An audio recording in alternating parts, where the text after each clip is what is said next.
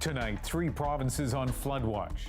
It's not anymore a question of if we're going to see flooding, but very much a question of how much flooding are we going to see. Facing rising rivers and driving rain in Ontario, Quebec, and New Brunswick, will those efforts be enough?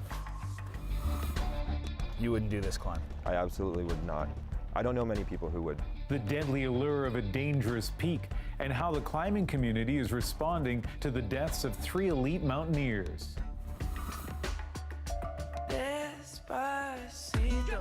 And from Latin music to K-pop, how global acts are increasingly rocketing up the charts in North America. This is The National.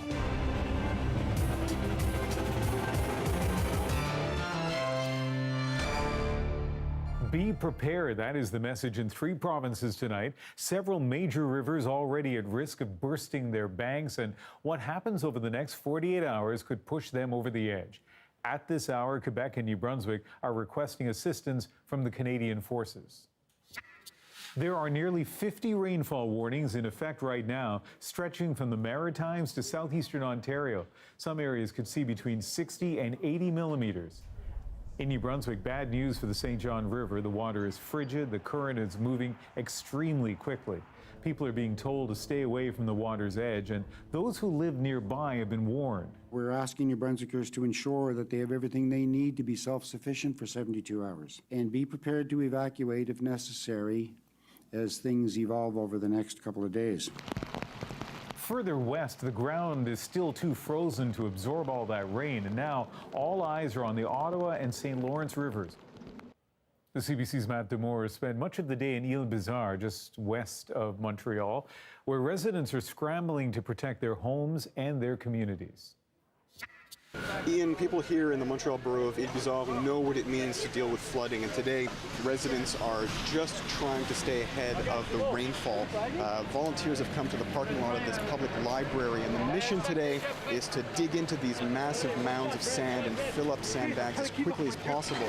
Other volunteers are going to be coming later with trucks and trailers and vans to load up the sandbags and try to deliver them to the people who need them as quickly as possible. Now, Ile-Bizarre is just one of the places in Montreal that's on alert. The city is expecting about 40 millimeters of rain by Saturday afternoon, and officials say that that forecast means that there's a likelihood of flooding. There's an emergency preparedness plan that's been put in place. City crews have been setting up dams and installing inflatable storm drain plugs, among other things. A little bit earlier here, I spoke with a volunteer filling up sandbags. His name is Tausif Badi. We actually first met Mr. Badi 2 years ago during the flooding here in 2017. Badi and his family lost their home, spent more than a year in hotels. They recently moved into their new home, but when they saw that there was this call for volunteers today, they came out to do what they could. I don't wish anyone to go through that. You know, we will do our best to whatever we can. My kids, they haven't been able to go close to water, you know. So today when they had, you know, they said, you know, we are going. We don't want anyone else to go through this. So whatever we can, you know, we'll try. Now, there are other parts of Quebec that are on alert. For example, the town of Rigaud is expecting flooding, and it may be worse than what was seen there in 2017. So officials there asking people who live near the water to take precautions, and if possible, they're calling for an evacuation. There's also Gatineau, where city crews are helping to fill up sandbags at pickup locations that people can go to throughout the day in preparation. So those are just some of the places where people are going to be keeping a very close eye on the rainfall and, of course, those water levels. Ian? And CBC News meteorologist Brett Soderholm is watching all of this for us. And tell us what the next 24 hours will likely look like. Yes, thank you, Ian. We really have quite a lot of water going to be making its way into the rivers and just across the whole region of eastern Ontario, southern Quebec throughout the next 24 hours, and then pushing into the Maritimes as we get into Sunday and into Monday. Now, this is actually going to pose quite a threat. What you're going to see here on this graphic is our rainfall forecast. We have a huge system bringing in just swaths of rain to southern Quebec and the Maritimes throughout the next 24 to 48 hours. And unfortunately, these totals are quite significant. And just drawing attention here to southern Quebec, we could be getting anywhere between 40 and 60 millimeters by the time that Saturday is through. And this will correspond as well to parts of northern New Brunswick. Now, when you combine this with very warm temperatures in the region, in addition to a lot of melt from that snowpack, these water levels in the rivers are expected to rise to potentially historic levels. And this is something we're going to be watching very closely over the next few days. And we'll stay on this story on CBC News for sure. Brett, thank you very much. Thank you. The parents of a world-renowned mountain climber presumed dead in Banff National Park says he lived his dream. Austrian David Lama is one of 3 climbers caught in an avalanche this week. His parents posted on Instagram that David dedicated his life to the mountains. He always followed his own path and lived his dream. The other men, Hans-Jorg Auer and Jess Ross Kelly, were also professional climbers. All 3 have been missing since Wednesday. The CBC's Aaron Collins looks at the mark they left on the mountaineering community. It's one of the most dangerous sports in the world, and for the best of the best in the world of alpine climbing, the risk of death is constant.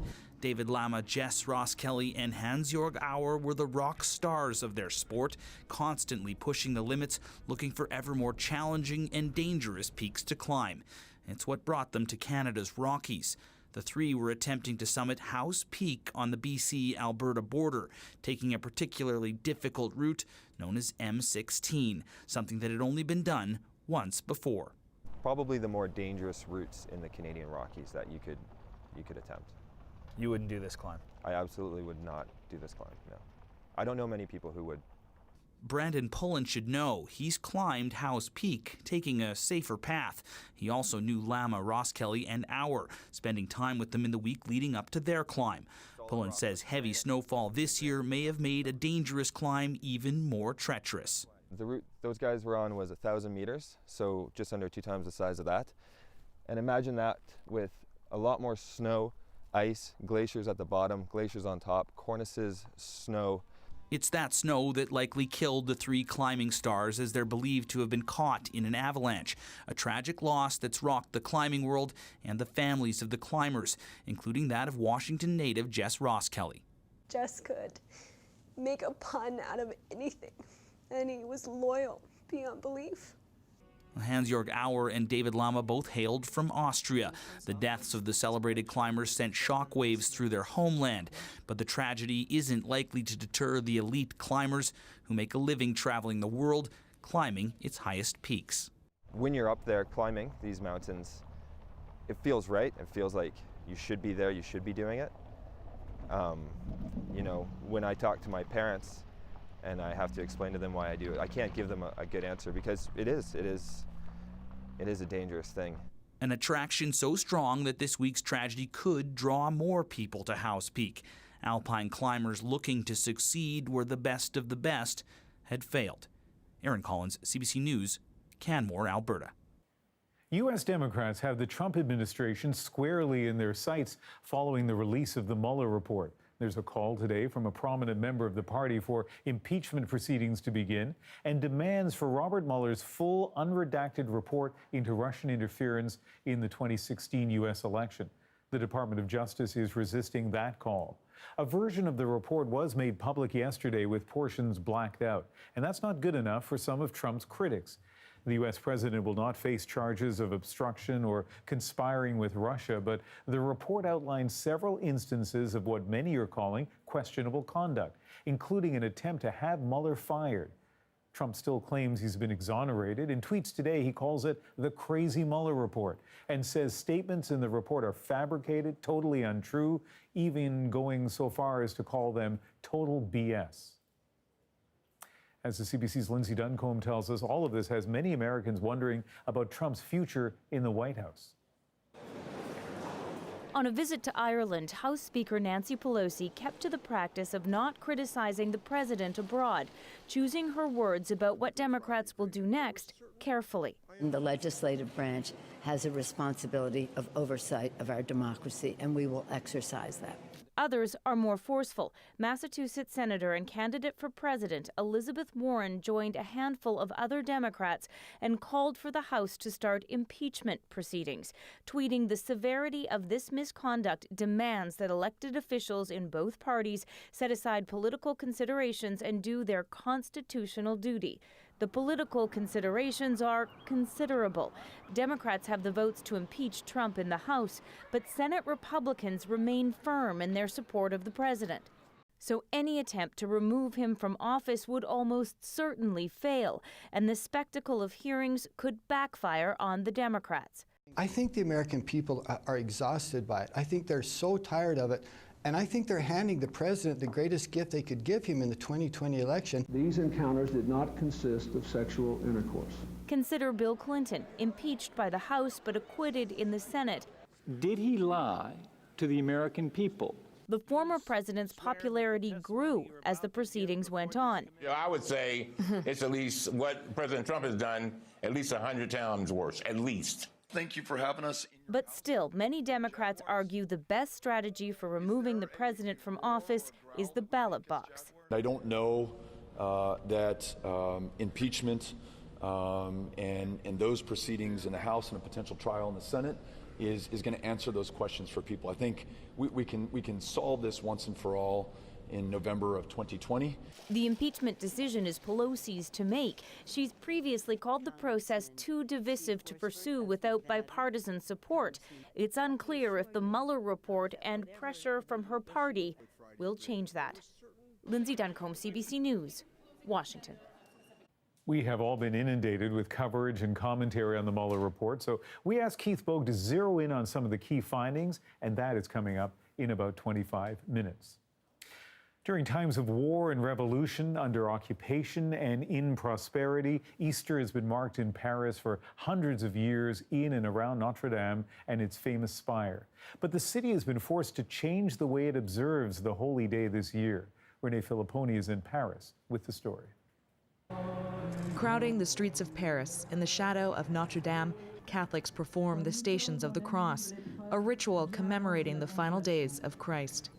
This year, it's not just faith that's motivated people to be here. Friday is one of the biggest days for us, the Christians, and to live that with people from Paris after the fire, I think it was worth it. I think it's important to show that we are very, very sad, but very hopeful. Many in this crowd would have been headed to the cathedral this weekend for Mass. Now thousands are without a home of worship, and they will be headed to other churches in the city to seek spiritual solace. Among them is Father Frédéric Roder. The priest from Notre Dame has moved to Saint-Sulpice. Still, too devastated to speak about the fire, he provides comfort instead for his parishioners, who moved here with him. You cannot prepare for this. You have to be very flexible. You don't yell at people. And organize is more organizing job, no? Saint-Sulpice has stepped in for the cathedral. Along with extra people, cameras and lights are set up, so Holy Week Mass can be broadcast across France. It's a scramble, but for the staff here, they had no option but to help. The people are depressed. They lost their life, they lost their environment, they lost their, something bigger than life, the cathedral. So when they come here, they just don't know what to do. The first thing when you entered in the carpentry was the smell. Olivier de Chaloux is one of those people who doesn't know what's next. He was a tour guide and historian for the cathedral. The wood ceilings were his favorite part, and fears a piece of history is lost forever. The carpentry we don't have anymore today was not studied by anyone, so we are losing so many information about this building. He wants to see it rebuilt, but admits it won't be the same. But nothing will for those who watch the flames. For Catholics here, the hope, like Jesus, Notre Dame will rise again. Renee Filipponi, CBC News, Paris. Yellow vest protesters are expected to take to the streets tomorrow in Paris, but authorities will try to keep them away from Notre Dame.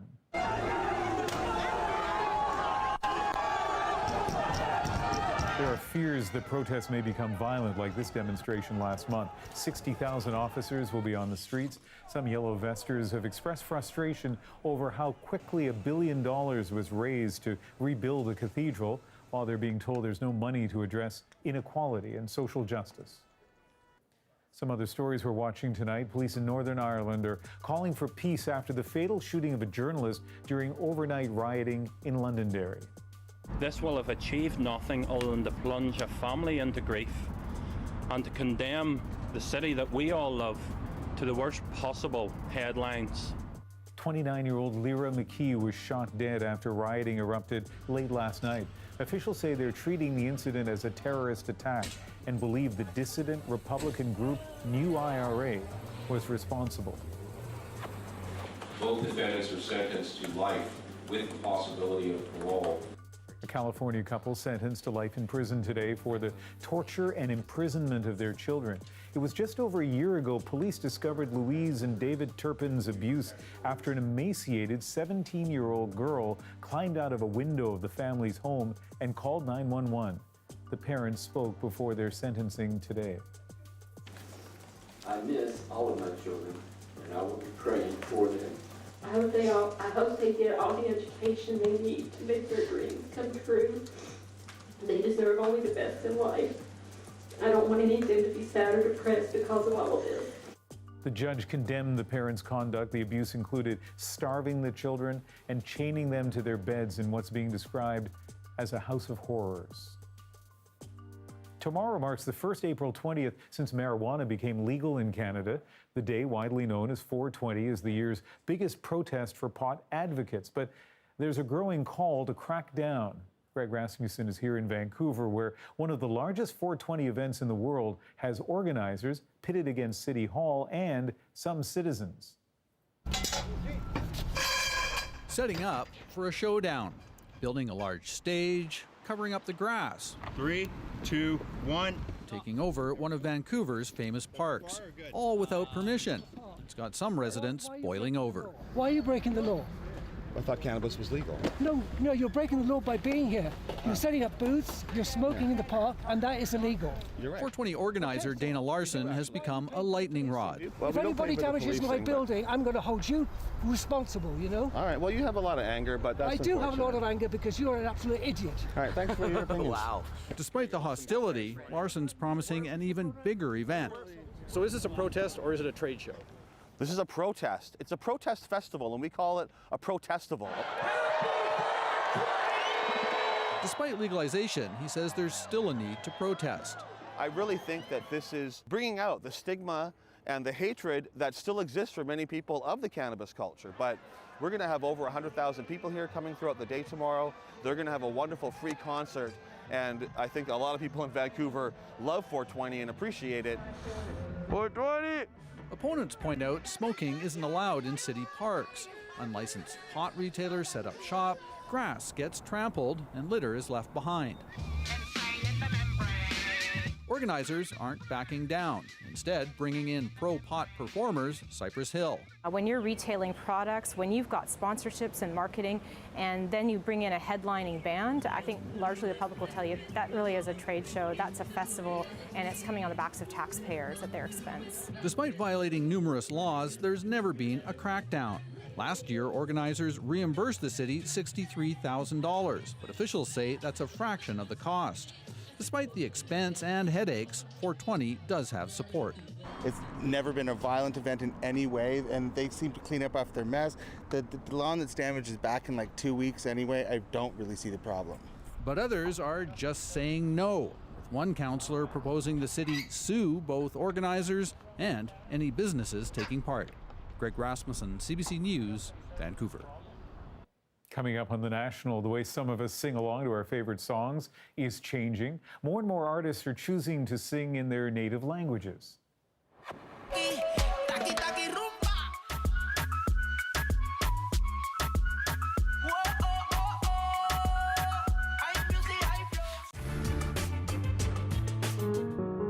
You know something is going to happen because you've been attentive to everything in front of you. And that's how I get the shots. All right, when you're ready.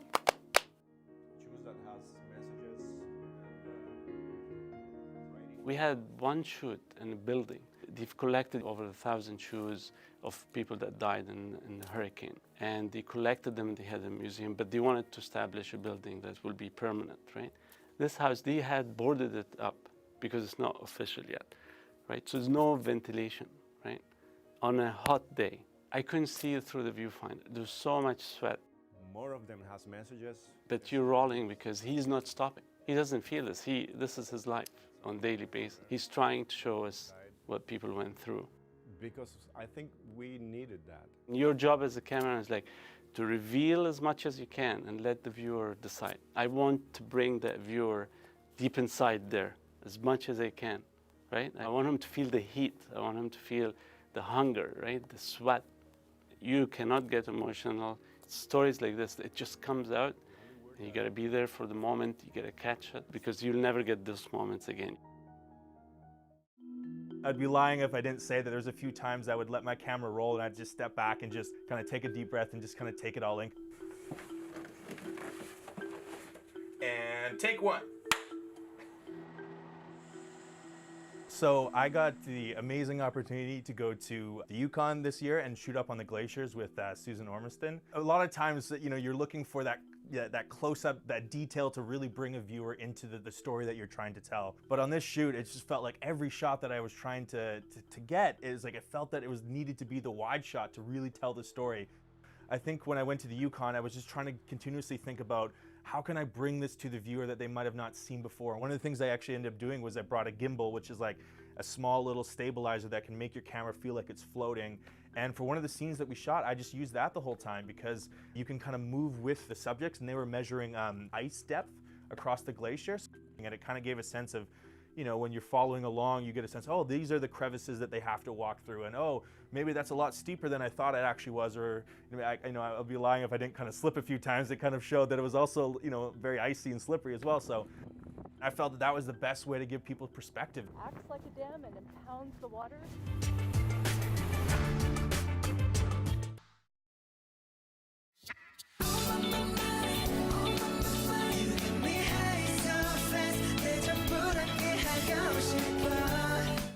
Well, this is a sign of how big the Korean boy band BTS has become, showcased on Saturday Night Live last week. And they're number 6 on Billboard's Artist chart. That tracks all music sales, streams, and social media fan interaction. BTS is the latest example of how international acts are becoming mainstream pop in North America. And as Deanna Sumanag-Johnson shows us, Canadian artists are getting in on the trend. Canadian singer Ali X is mostly making music in Los Angeles these days.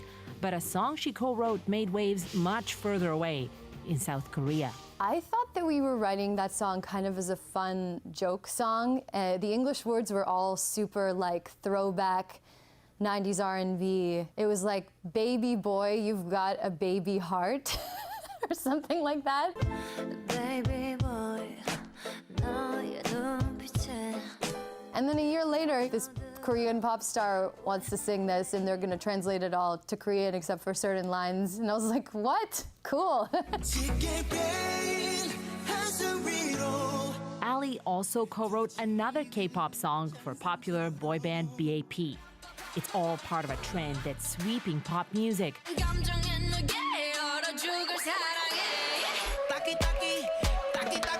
International acts singing in their own languages are freshening up pop music's formula and becoming artists everyone wants to work with. Just ask Justin Bieber, whose own musical career was boosted when he was featured on one version of the Spanish hit Despacito. This Rolling Stone writer attributes the breaking of musical boundaries in large part to streaming. You don't see the track and say, well, it's in a totally different language. You click it anyway because it looks the same as a Jay-Z track or a Beyonce track. And so you have that friendliness and that openness that streaming has created. It doesn't seem so scary to have to jump over a border. International pop stars are tapping into the talent of some of North America's biggest players, like the man who directed the video for Drake's Hotline Bling. You used to call me on my cell phone. It's a whole new world on the radio. We're It's not always going to be in English. That's a big deal. I never thought I'd see that day, and now it's here. It's terrific. His video for Spanish artist Rosalia and Colombian DJ J Balvin was placed on YouTube just a few weeks ago. It already has 66 million views. This is all stuff that's been coming from America to the rest of the world that they've taken and embraced and now figured out and are giving back. Because look, beyond even just the different language stuff. And it doesn't look like this musical world without borders will end anytime soon. BTS's just-released album is expected to hit #1 on Billboard's chart based on sales and streaming. Deanna Sumanak-Johnson, CBC News, Toronto. There have been a few breakthrough foreign language hits on the charts in North America. According to Billboard, of nearly 5,000 singles to reach the top 10, 16 were sung mainly or entirely in a language other than English, and 7 reached the very top, including Despacito, Macarena, La Bamba, and Rock Me Amadeus. And if you're wondering about that viral breakout from 2012 that broke YouTube, Oppan Gangnam Style. Gangnam Style. Gangnam Style only peaked at #2 on Billboard's Hot 100. Gangnam Style. I miss that song. Still ahead on the national now that the federal government has imposed its carbon tax on the holdout provinces. We break down the spin to look at the real numbers. And questions remain about the evidence outlined in the redacted Mueller report. A former U.S. federal prosecutor and one-time acting attorney general walks us through their thoughts next.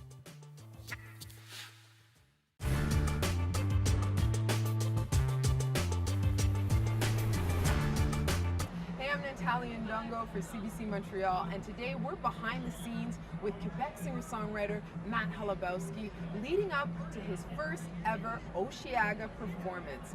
It all started though at 9:30 this morning at the band's rehearsal space to load up the truck.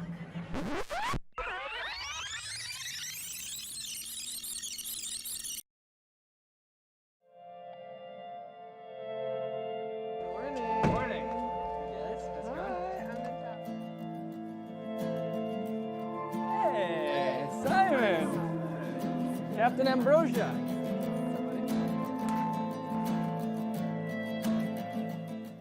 Yeah, you guys are coming on one side, I'm coming on another side, but we'll find each other. Awesome. And we'll be with each other all day. Sounds good. All right, see you soon. See you there. Bye. Bye.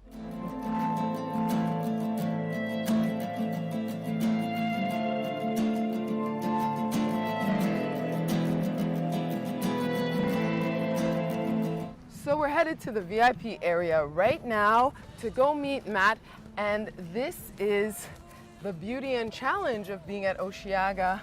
We're following Matt Halabowski, but we can't go everywhere he can go.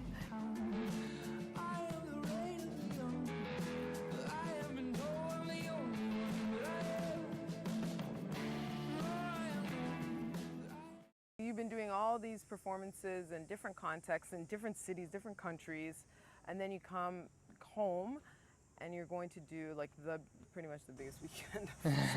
One of the biggest No weekends pressure. of the summer. You know, there's a mixture of things. I was a little stressed out this week because I have a lot of friends coming to this. You know, most of my friends are from Montreal, and so you have a lot of people who have been sort of following the trajectory since, you know, playing in bonfires and just like kind of hanging out at house parties, sort of randomly jamming and up to here. So there's definitely that kind of pressure when you have your friends and family and stuff that come check it out, and you have all the big media and all that stuff.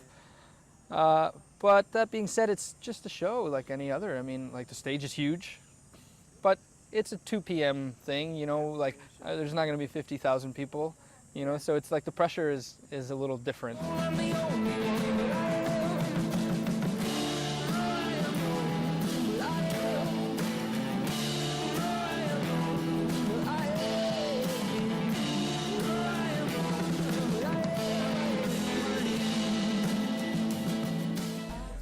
So we've been hanging out with Matt all day, and one thing he doesn't know, he's about to get a really special award. He's going to get a gold certificate from Audiogram, the label he signed to. And what does that mean? It means that he's hit 40,000 units of sale in Quebec for his record Solitudes, and it's going to be really cool. So we're waiting for him to come and actually learn that people love him and that he got this award. Gold, that's a big deal. You knew about this, huh? Hey, how you doing? Gold record.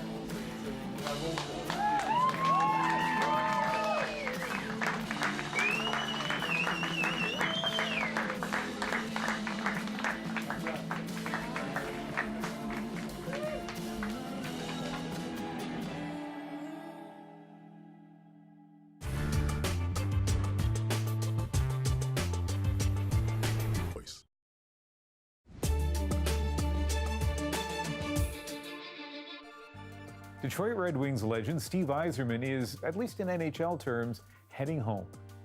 I am very excited to return to the organization and join the Red Wings again, and with our goal of getting the team back in contention for Stanley Cups. Well, the three-time Stanley Cup champion was named general manager today. Yzerman was a longtime captain, played 22 years for Detroit. The Hall of Famer has been the GM of the Tampa Bay Lightning for 8 years, but he stepped down last September. After more than 18 years, the New York Yankees are no longer playing Kate Smith's 1939 version of God Bless America during their home games, the team making the switch following revelations that other songs performed by Smith had racist lyrics. The Philadelphia Flyers have also stopped playing her version of the song and have moved to cover up the statue of Smith that is outside their arena. Police are treating an incident at a Winnipeg restaurant as a hate crime. Officers say the inside almost entirely destroyed yesterday. Plates and glasses smashed, tables, chairs flipped over. A woman was assaulted, and the building was spray painted with anti-Semitic graffiti. The same restaurant has been the target of similar crimes 4 times in the past 5 months. No arrests have been made. For 2 years, many in the United States and around the world waited for Robert Mueller's report into Russian interference in the U.S. election. His investigation was aimed at answering key questions. Was there collusion between the Trump campaign and the Kremlin? And did the president or his people obstruct justice? A day after the report's release, Mueller's conclusions appear to come with an asterisk. Keith Bogue has a deeper look at the findings and what they mean. Despite its hundreds of pages of evidence and explanation, there remain questions about what to think of the Mueller report, what it found, how it was handled, what's left to know, and what to learn. To talk about all that, we invited Mary McCord, who was Acting Assistant Attorney General at the Department of Justice. Thank you for coming. And headed up the Russia investigation before Robert Mueller took it over in 2017. And former federal prosecutor John Flannery, who's followed the whole thing closely since the beginning. First, the overall impression. Is this report exoneration, damnation, or is it somewhere in between? I think it's damnation. I think it could have gone further given the facts, which is the advantage of this report. The facts allow us to draw conclusions that Mueller was reluctant to draw. The most obvious one is whether or not there should have been a prosecution or an alleged crime for obstruction. And he went through this kind of Jesuitical trap, in my opinion, in which he said, I can't prosecute him because he's a sitting president and we have a rule against that. And I don't think it's fair to say that he committed a crime if he can't defend it in a court of law. So I'm not going to say it's a crime, but then I'm going to lay out facts that are criminal. McCord is not as critical of Mueller, but she still finds the lack of an obstruction charge curious. There are a number of actions taken by the president that certainly to a layperson, I don't know how you could come away without thinking he obstructed justice or tried to. Same with collusion between the Trump campaign and Russia. It might not be a crime, but it certainly seems present. I don't know how you could come away without the abiding feeling that this was a campaign that very much encouraged, delighted in almost the work of the Russian government. Attorney General William Barr's description of the report in his letter in March and again in his news conference yesterday did not accurately describe what it says. and that's unsettling. What it didn't address at all was the enormous volume of evidence going both to the very, very strong interest and encouragement of people within the Trump campaign, including the president himself, interest and encouragement to Russia to continue with its interference activities, and it didn't begin to discuss the voluminous evidence that supports the president's attempts to obstruct justice. In my memory, there's never been a press conference about a report that was going to be released in which, at the worst case, it wasn't released simultaneously with the press conference.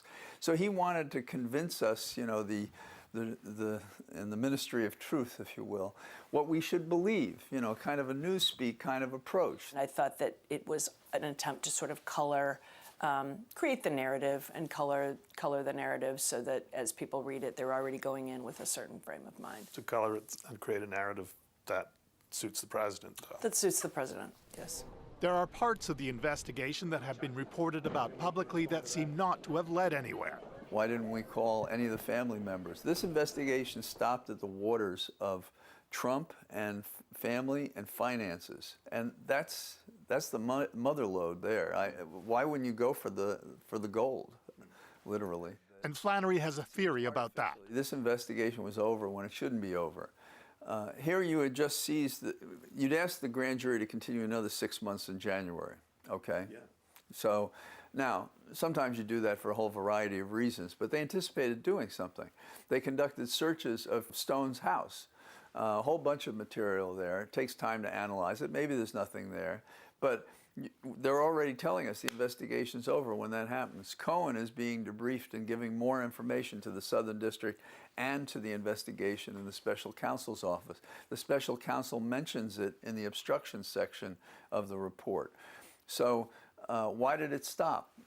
We may know in 2 weeks, we may not know for 20 years, but something went wrong here. McCord says people should read the report and not lose sight of what happened in 2016. But I don't want people to forget that this interference, like Russia didn't just stop after this, after the last election. And so as people think about what they're choosing to read on the internet or in social media, or what they're viewing when they're taking in news and when they're learning about candidates and they're considering their options for the upcoming election, they need to, you know, exercise some real thoughtfulness and discretion about the source of the information. Should Mueller testify, Mr. President? There are more than a dozen criminal referrals arising from the Mueller investigation. The case is not closed, far from it. Keith Bogue, CBC News, Washington.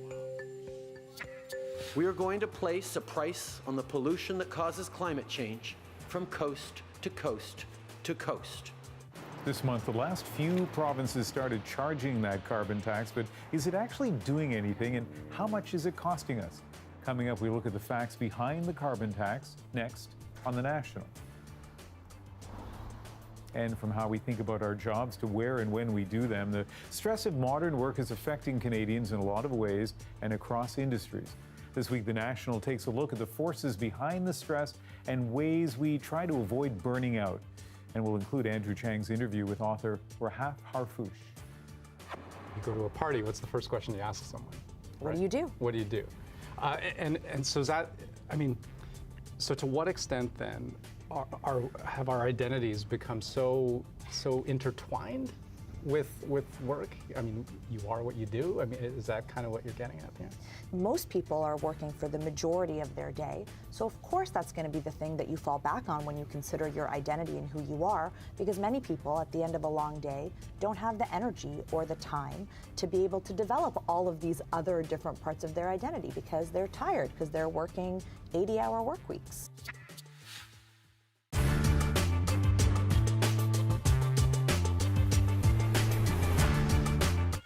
Tonight, meet two men who covered war with a crayon.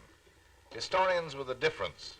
Two men who traced the personally experienced events of two wars in their dog-eared sketchbooks. Perhaps the world's best-known war cartoonists, Bruce Bairnsfather and Bill Mauldin. It's 40 years since Bairnsfather's war ended, 13 years since Mauldin's came to its double finish. Yesterday was the day allowed for the act of recollection.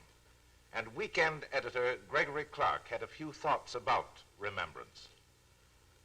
how little war really means to us is best demonstrated in the fact that we set aside 1 minute of silence out of the 5,256,000 minutes of the year as a mark of respect and mourning for the 58,000 Canadians killed in action in the First War and the 39,000 in the Second War. We declare a whole day for remembrance, but we gravely suggest 1 minute for silence, and hardly anybody remembers. Thus likely is war brushed off by all save the true mourners, and even some of them forget. For reasons of convenience, many of the formal observations of November 11 were held on Saturday and Sunday, November 8th and 9th. A woman of my acquaintance lost her husband in the First War and her son in the Second. She was invited to attend ceremonies on each of the 3 dates, one by her husband's regiment, one by her church, and one by her son's school principal. I offered to be her escort on each or any of the occasions. As a matter of fact, she said, declining, every day is Remembrance Day with me, every day, every night, all the years through. War, you see, except for the brief time it rages, is not a public matter at all. In the long view, it's almost entirely a private matter. And so it was for Bill Malden and Bruce Bairnsfather. By accident, their private view of war became familiar to millions, but remained no less private. Bruce Bairnsfather was a man of elastic temperament. No amount of fatigue, hardship, peril, or pain could quench his vital spirit or reduce his exuberant sense of humor. Before 1914, he'd been many things, now a regular soldier, now an engineer. He had no thought of sketching except for mischief on walls, shirt cuffs, or tablecloths. Without the war, he might never have put pencil to paper for publication, but the war insisted. Charles Templeton met him for close-up. This is your most famous drawing, the better old, isn't it, Captain Bruce? I suppose it is. Everybody seemed to take to this one more than any other. How did it come to be drawn? Well, did you see some incident like this? Yes, I happened to be in a battle and was trying to get out of it, to be perfectly candid, and I was running about this field, and as I did so, I saw a whole crowd of fellows stuck in a shell hole together, not only 2, but several of them, and it all struck me as very pathetic to see anybody in such a predicament. Nobody knew whether the war was over there or over here, and I thought this thing over for some time and nursed the idea in my mind.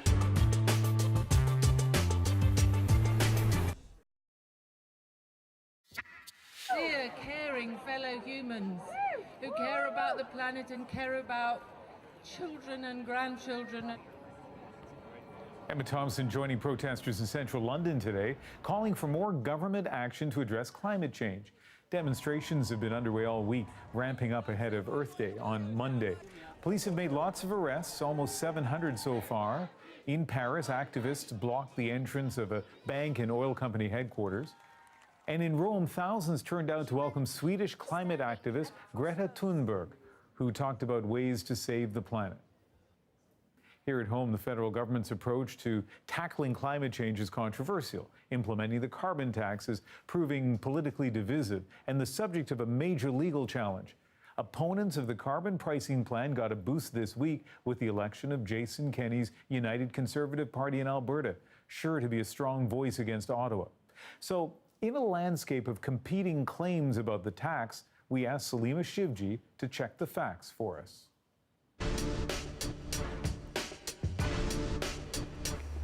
We are going to place a price on the pollution that causes climate change from coast to coast to coast.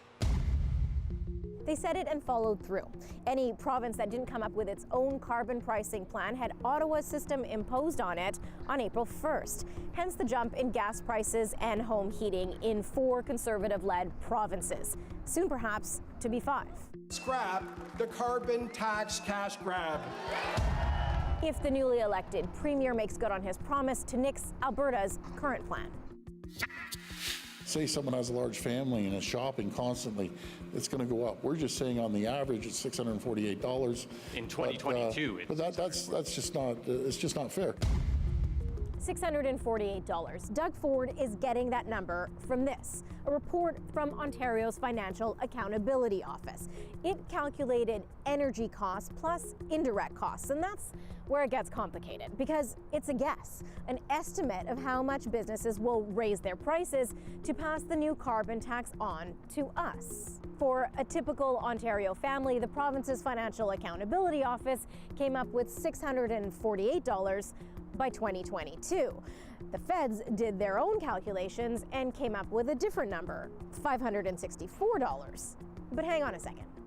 Ontario's premier neglects to mention that his number is for 2022, 4 years from now, a major omission. And there's another thing he's not saying. It's going directly back to families. 90% goes to families, such that, for example, in Ontario, a family of 4 receives $307, which is more than 80% of families pay. Here's the government chart that shows how much money Canadians in the holdout provinces will get back on their tax return. For an Ontario family of 4, it's estimated to be $307. It's higher in Saskatchewan, where people use more fuel. And as the carbon tax goes up each year, so does your rebate. So most families will get more back than they pay out, but specifically 80%, that's hard to say, all because of indirect costs, what's added to what we buy. Those are just so hard to estimate. As they raise their carbon tax is a huge cash grab. Canadians have known all along that Justin Trudeau's carbon tax was just a tax plan. It's a tax with the word carbon in front of it. It does nothing for the environment, absolutely nothing. Call it what you want, but it is a tax. Ottawa says it will send revenues back, mostly to ordinary Canadians with that rebate. The rest to small businesses, cities, schools, hospitals, to help them adjust. The goal to change behaviors, entice people to consume less with the chance to keep more of that rebate in their pocket. The open question is, will it work? So, confusion, claims, and counterclaims. Get used to it as the rhetoric ramps up over the carbon tax heading to Election Day. Salima Shivji, CBC News, Ottawa. Well, from carbon to concrete, which is just about everywhere you look, but making concrete actually produces a lot of pollution. Andrew took us inside a Canadian company that's trying to change that by using the pollution itself to fix the problem.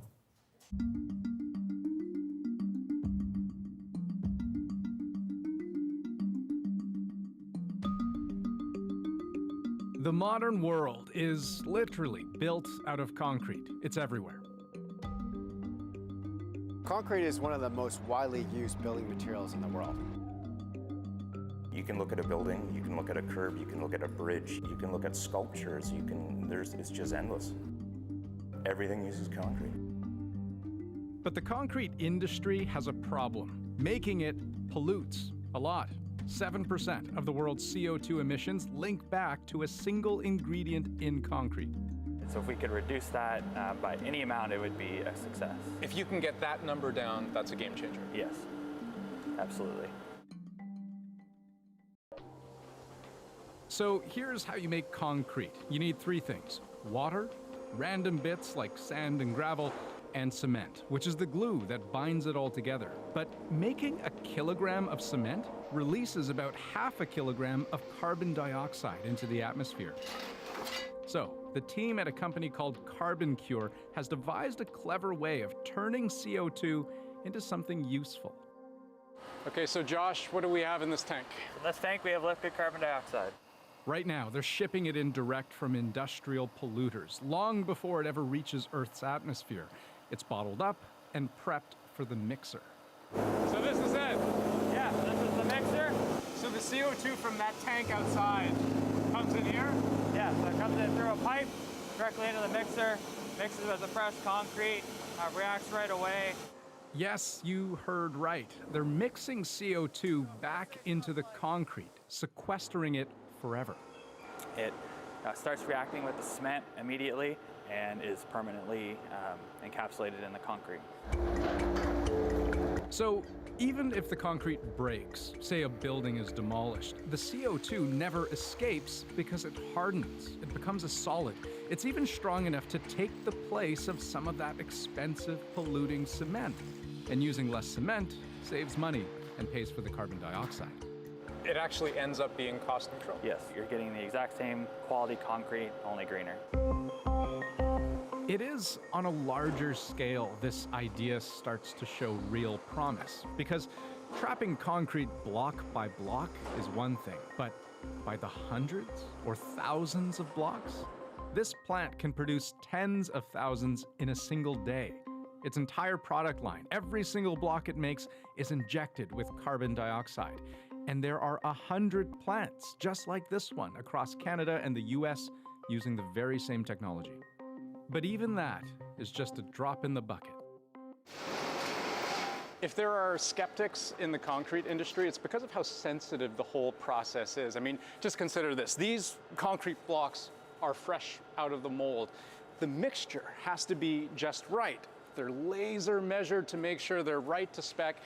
And if anything is off, these blocks come right off and they're junk. This is actually the area where we drilled cores out to send off to the lab for testing. Luke Johnson works for Tridel, a major developer based in Toronto. I needed to know exactly what it is, what it does it affect my timelines, does it affect my budget, and most importantly, one of our core values, does it affect our quality? On this downtown site, 14 stories will ride on the strength of his concrete. The walls, your conventional run-of-the-mill stuff, but the big test, the floor, right under our feet. And how did it do? It performed well, the order went well. Structurally, durability? Structurally, all the testing, everything met the specified criteria. And not far away, a project with carbon cure concrete in mind from the very start. This is going to be a hospital in Vaughan, Ontario. This particular project is using in excess of 500,000 individual blocks. It's an example of how a nod to the environment can pay off big. The promise of a green building was key to getting this project off the ground. And how much carbon dioxide are you able to trap? So this particular project is just under 14,000 pounds of CO2, essentially, that's captured in there. So to put that into more relatable terms, it'd be the equivalent of about 146 tree seedlings grown over about 10 years. That's trapped in that building yeah. once it's done. Right. Across all of its projects, Carbon Cure estimates it's kept millions of kilograms of CO2 from escaping into the atmosphere. The challenge now is getting the word out and convincing companies it can pay to go green. Doing that would go a long way in turning one of the world's most prolific greenhouse gases into simple building blocks. Interesting story, and I love that drone footage as well. Just ahead on The National.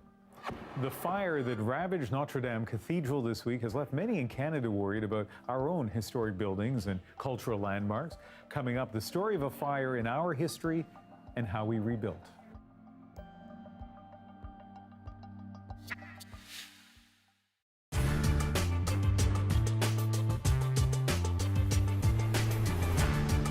When you head into the Great Lakes in midwinter, you brace yourself for two major obstacles: storms and heavy ice. But it was neither of these that became the first big problem on this trip. At the northern end of Lake Huron, the ship developed a serious engine problem. I had a failure in the main engine governor. We diverted the ship to Drummond Island for security reasons so that I could check the governor out in as much as possible and find out what was right with the engine. I was not able to correct the problem, but I was able to compensate for it by increasing the amount of pitch on the propeller so that while the engine did not pick up full revs, we still got full power. Because of the problem with the engine, the Doane was almost a full day behind schedule. With a daily operating cost of about $5,000, any downtime quickly becomes expensive.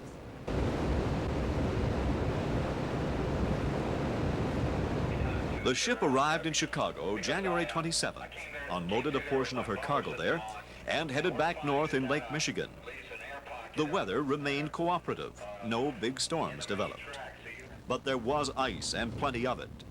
Progress was slow through the Straits of Mackinac and the St. Mary's River system as the ship headed for Lake Superior. Still, the Doane transport was able to cut through the ice on her own. The Doane was to find its biggest ice problem outside Marquette, Michigan. Up to 3 feet of ice brought the dome to a standstill. Forward movement was impossible without the help of an icebreaker. If it hadn't been for the American Coast Guard, we never would have gotten in there. How long did it take?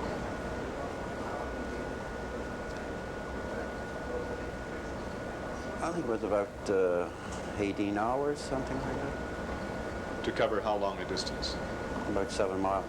The icebreaker Mackinac waited for the Doan to unload the cargo, then escorted her back down through Lake Superior to the Sioux Locks.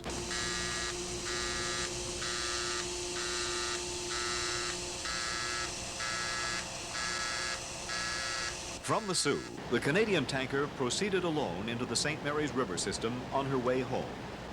That brave attempt proved to be in vain. About 1 hour later, the Doan was icebound again. Aboard the ship, time dragged as we waited for help from the Coast Guard. Oh, it can be quite frustrating sometimes because when the ship is moving, you know, you're going somewhere and then you're sitting there doing nothing, so it's not very fun. Watch TV, you know, or I go down to my room and I have a cassette player, you know, and I just sit down and listen to my music, or, you know, do my laundry, or, you know, play cards or anything like that. There are 20 men aboard the Doan transport and 1 woman. 22-year-old Jackie Beaton is second cook. She's been shipping out for the past 3 years, following in the footsteps of her 3 brothers. And what's it like to be the only woman on a ship? No serious problems, says Jackie. I've had a few, but not really to speak of. There's not too much. It gets lonely sometimes, but that's about it. You're pretty well protected on the ship with the union and everything. If anyone gives you any problems, they get fired. So you have no problems really. You don't have to lock your door at night or that sort of thing? No, I've never had to anyway. I hope I don't have to.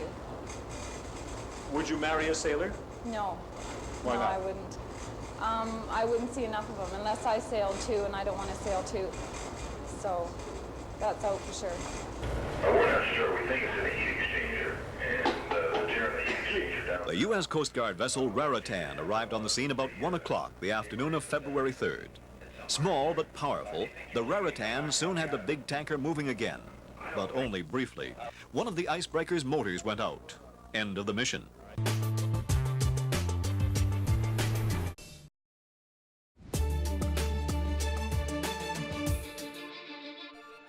It started with shock and grief on Monday. What's also emerging out of the fire at Notre Dame Cathedral in Paris? Questions. Not just what caused the fire and how it could have been prevented, but also could it happen here? CBC's Tom Perry was one of the people asking that, and he found it already has. It's not a cathedral, it's not hundreds of years old, but like Notre Dame de Paris, Canada's parliament was once the scene of a devastating fire. On a cold night in February 1916, flames swept through the building.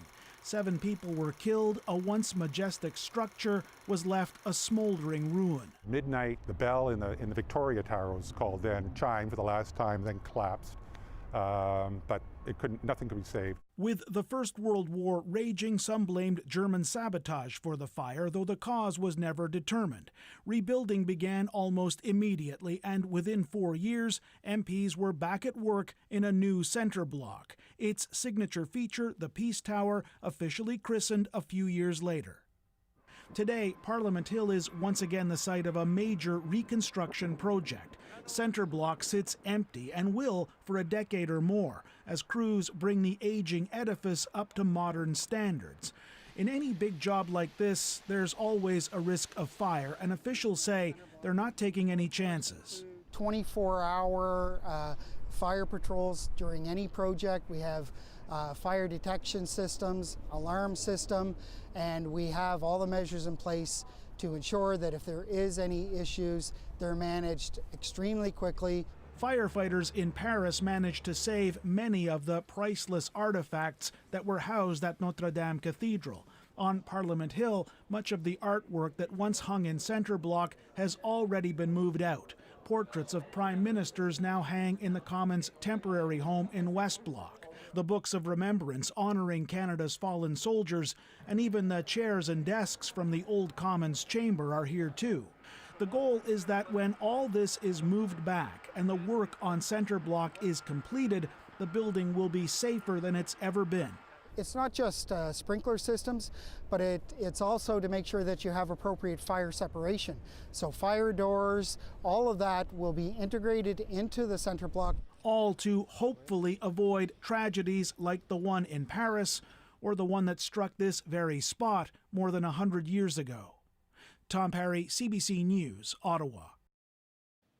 And a reminder, we'll be watching the developing flooding story in Quebec, Ontario, and New Brunswick through the weekend on all the platforms of CBC News. That is the National Tonight from Vancouver. Thanks for watching.